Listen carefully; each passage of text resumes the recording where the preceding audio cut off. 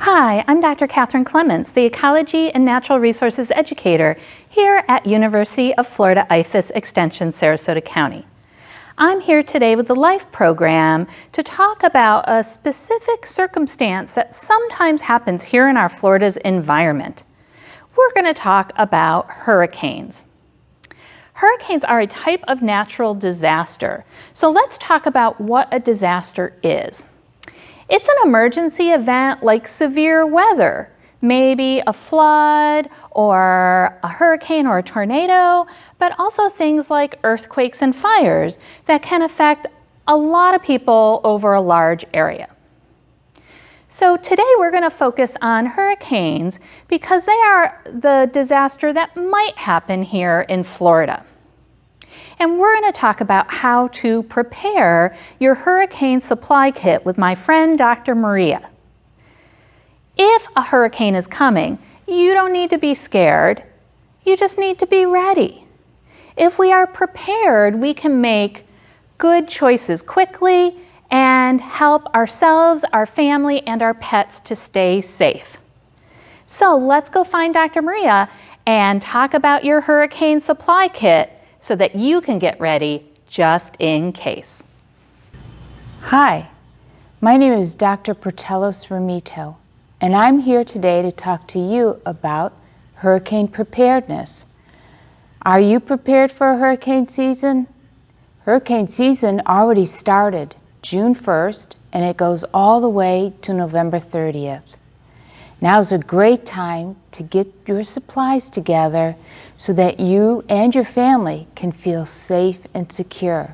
But where do you start? There's so many things to put together. So let's first start with our foods. So here are some of the types of foods that you might want to have all of your family members put together. Think about snacks and treats, but remember, we don't want to select items just high in sugar and salt. We want to think about some healthier foods.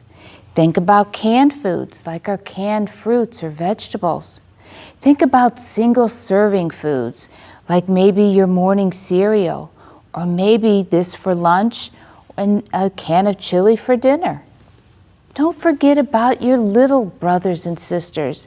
They might still be eating formula or having jars of baby food. Think about your snacks.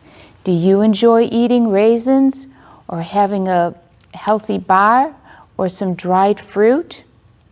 And remember that even though you might be eating during a storm, you still want to pay attention to making sure you eat healthy. And here are some more of our protein foods, like canned tuna, peanut butter with a peanut butter and jelly sandwich. You might even try Spam. You might have to ask your parents what that's all about. And beans. And of course, you need something to drink. So think about milk in cartons, especially non-perishable, which means that you can open them up, use them, and then when you close them, they will not need refrigeration. And plenty of water. Do you know how much water you would need to have? Well, it's really recommended that you have 3 gallons of water per person per day. That's a lot of water. So to help with that, you also want to fill up your bathtub, because you can use your bathtub for cooking, but also to help wash your hands and clean dishes. And you know what? I bet some of you might enjoy camping and hiking, and you might be familiar with dried foods, such as these meals, where all you have to do is add a little bit of water, and you can come up with a tasty meal. And also, the last thing you might want to include in your kit is a manual can opener. Not every can comes with a lid like this. Some cans need a can opener, and you won't have electricity, so having that manual can opener is a great thing to have. There's a lot to remember when you think about getting prepared for a hurricane. And one of the best ways to remember all the things that we're talking about today is the hurricane guide. The guide comes in both English and in Spanish. And in this guide is all the information that I'm talking about today. And it comes up with all kinds of nice lists of things that you should include. But also in this guide, it's going to tell you what you should do with your cat or your dog. Did you know you can take both cats and dogs to an evacuation center? And what is an evacuation center? It's a place where you can go with your family to stay safe. There you will sleep and eat, and you can have your pets with you. Of course, there's some things you'll need to provide with your pet. You'll have to keep them in a crate. If it's a dog, you'll have to have a leash. You have to have plenty of food and water for your pets, as well as their toys or any medications they might be on. And before you can even bring your pet inside, you will need to show that they've had all their vaccinations from the vet. Now let's move on to what are some of the things that you'll have inside your home. Well, one of the fun things to have, I think, is flashlights. And it's a good idea to keep a flashlight in each room of the house and each bedroom. And of course, an extra set of batteries. This flashlight creates a more direct beam.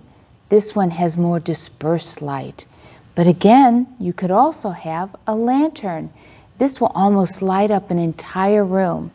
All three run by batteries. Another thing you'll want to purchase is a battery-operated radio, whether it's a weather radio or just any radio. Because remember, if the electricity goes out, you're going to crave information. And always keep a whistle nearby. Just in case if you get scared or you have an emergency, blow your whistle to let other family members know that you need help. And another fun thing to have are light sticks. And I bet you might remember those when you go trick-or-treating on Halloween. The last thing we're going to talk about is what you're going to take to an evacuation center. But remember, maybe you don't want to go to an evacuation center. Maybe you'll evacuate to a friend's house or a relative's home that live up north or that are on safe ground, not in a flood zone. But either way, wherever you decide to go, you'll want to take with you certain items. So if you go to an evacuation center, make sure you take some wipes so that you can clean your area. Always have extra toilet paper and toilet tissue, some soap. If you're on any special medications, deodorant and toothbrush and toothpaste.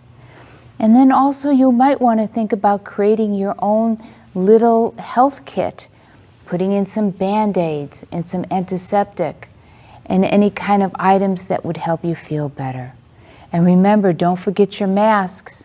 Whether you use these kinds of masks or a cloth mask, make sure you take plenty of them. And last, you want to make sure that you take things like a folding chair, chairs to sit in, blankets, a pillow to lay on if you are at an evacuation center. And then take your favorite friend, your favorite doll, anything that helps you feel good and safe. And you'll want to occupy your time. So maybe with a card game or some of your favorite books, a puzzle. And make sure if you do have a cell phone that you play games on, that you have some type of charger that you can use to charge. So remember all of these things that we have. It's a lot to do and it's a lot to prepare, but using that hurricane guide will help you remember everything that we talked about in today's lesson. Be safe. Thank you, Dr. Maria, for sharing this information and all these items with us today. Being prepared means having a plan with your family and enough food, water, money, masks, and other supplies for at least 3 days. Being prepared helps us feel safer and more in control if a storm does come. Talk to your adult family members about where you would go if you needed to evacuate. Help put together your kit and find a few items that will make you feel safer and more comfortable during a storm, just like Dr. Maria mentioned. Visit ready.gov for more fun activities to help you prepare. You can even do a scavenger hunt. In a moment, you will see a list of supplies. You can pause the video and write them down or take a picture of the screen with your phone. Grab your adult family members and see how fast you can find these items around your house. Can you find a box or a bag to put them in so they can all stay in one place? What is missing that you need help finding to put in your supply kit? You can help you, your family members, and your pets feel comfortable and stay safe if a hurricane comes. Keep all your items in one place, ready to go from June 1st to November 30th, which is hurricane season. Have fun getting prepared. And if you want to learn more about weather, watch our other life videos on how hurricanes form and clouds, lightning, and thunder. So thank you for joining us today for our Life Science Short, Learning in Florida's Environment, about preparing for a hurricane. And I look forward to seeing you at another episode. Bye.